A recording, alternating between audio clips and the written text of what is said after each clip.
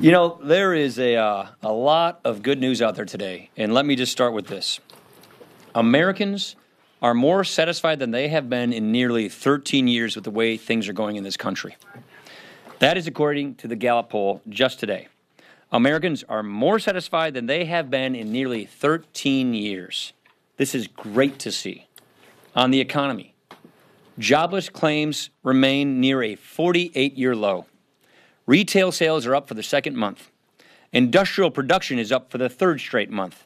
So the economy is growing. Workers are getting ahead. There are new jobs and opportunities being offered by the day. But if you saw yesterday's Ways and Means hearing, Democrats are still using the same old doom and gloom that talk they were using 6 months ago. They seem to be in deep denial about all of this good news. It was bizarre before, and it's even more bizarre now, when Democrats are openly calling for tax increases, which will do nothing but harm our economy. A thriving economy means there are more job openings. A thriving economy means there are more opportunities. A thriving economy means families get ahead, people get out of poverty, kids come out of college with opportunities and offerings. That's what a thriving economy means. And there could not be a better time to take action to help more people join our workforce. That is why the farm bill that we are debating today is so critical. It sets up a system for SNAP recipients, where if you are able to work, you should work to get the benefits. And if you can't work, we'll help you get the training you need. We will help you get the skills you need to get an opportunity. This is going to get more people out of poverty. This is going to get more people a steady job. This is going to get more people moving toward a good career. It will help people go from where they are to where they want to be, to realize their own version of the American idea. I am very pleased that we are moving forward with this phase of the Better Way agenda. If you recall, when we ran on this in 2016, this was a core component of what we told the country we would do if given the opportunity. Well, here we are. Another part of that agenda also calls for helping our veterans. And yesterday, the House took a big bipartisan step to improve health care at the VA. The House took a big bipartisan vote to toughen penalties for those who intentionally target law enforcement officers as well, this being Police Week. Today, the Energy and Commerce Committee has its final markup on legislation to crack down on the opioid crisis in America. And we will soon move forward on financial services reforms that will help small businesses get better access to loans and capital. So it is good to see the country feeling better. It is good to see the country feeling better about how things are going. And it's good to see confidence and optimism coming back. And it's very good for us to be making progress on these things that matter the most in people's lives, which is why we are here. Questions? No glasses today. Thank you, Mr. Speaker. Today is the one-year anniversary of the start of the Muller probe, and I'm well aware of what you said before about the probe, but recently the Vice President told Andrea Mitchell that he thinks it's time for Mueller to wrap it up. Do you agree with the Vice President? Well, I think he should be free to do his job, but I would like to see it get wrapped up, of course. I mean, we want to see this thing come to its conclusion, but again, I've always said he should be free to finish his job. You don't think it should be accelerated? It's been a year. My guess is he's probably coming to a conclusion. I can't speak for that. You'd have to ask them that. Mr. Speaker, I know that there's been pressure from conservatives in your conference to address immigration, particularly the Goodlatte bill, maybe related to the farm bill. Describe these tensions in your conference over this issue of immigration and the idea that they're trying to tie this immigration issue in some form, specifically the Goodlatte proposal, to farm policy. I don't think some people say are unrelated. Yeah, they are unrelated, and I wouldn't describe that as accurate, that they're trying to tie it to one to the other.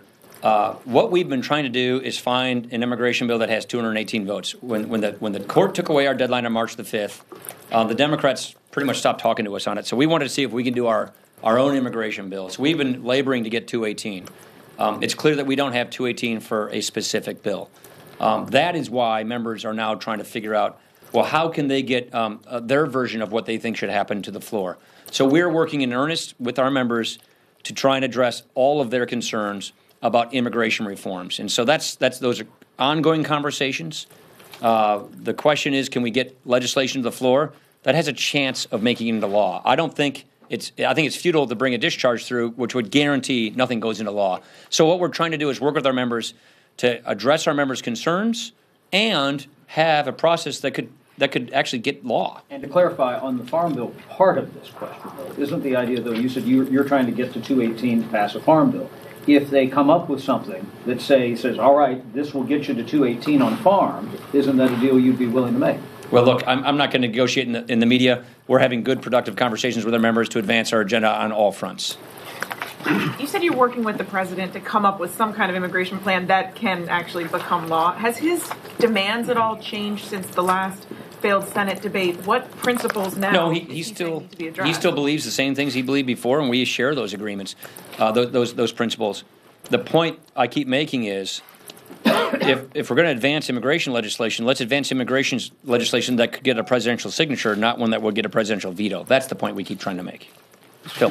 Along those lines, given the dynamics, Senate President, your party over the last decade, in what world is there a bill, or do you foresee a bill that actually exists that can accomplish the things that get to the White House?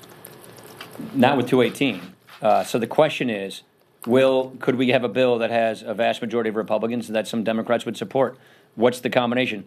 Frankly, when the Senate failed to pass anything, that surprised us a bit. I thought the bill that the president supported, that I thought was reasonable, could have passed. When they killed that bill, that made me less optimistic.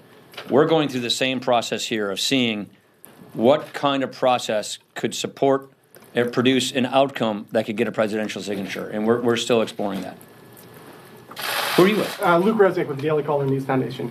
Obviously, we're still talking about cybersecurity issues dealing with 2016, Muller probe, all that. But also here in the House, there was this issue with Imran Awan, the Democratic IT aide. You mean that? Yeah. Yeah, he was banned over a year ago, and we haven't really heard anything about it since. And I've come to learn that the House Inspector General was briefing you guys and the minority leader and the administration committee from July onwards, like throughout the meat of the election, about cybersecurity issues.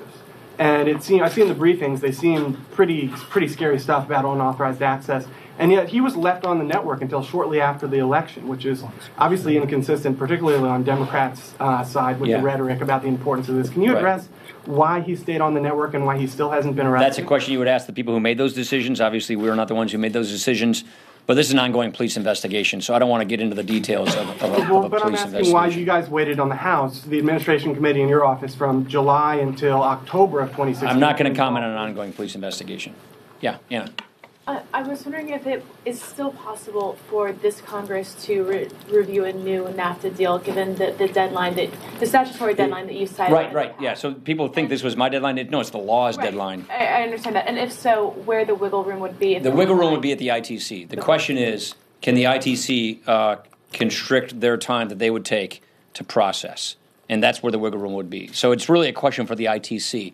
My guess is there's probably some wiggle room at the ITC on how long it takes for their part of the process, but not an indefinite amount. And that means time is really of the essence. So it is still possible? I think it is still possible, provided the ITC takes less time. Yeah. Mr. Speaker, returning to immigration, is it still the White House's view, in your understanding, that they're sticking to that January framework, or are they willing to talk about a narrower bill that could get that sweet spot where you get a vast majority of Republicans in place? I'll have to defer you to the White House. I don't want to speak for the White House. The president hasn't changed his opinion, his principles, his pillars. And if there's a change, I would defer you to the White House. It's fair to say that the White House is still engaged in these conversations about... Yeah, absolutely. Becca. Have you had any success at convincing the president that the pillars he laid out and the demands he has for an immigration bill just aren't going to pass through Congress and he needs to come to the table? I agree with his pillars. I think the president made a very good faith effort. Moving to a merit-based system is in the interest of our country and our economy. A lottery makes no sense, and converting a lottery into a merit-based system makes a lot of sense.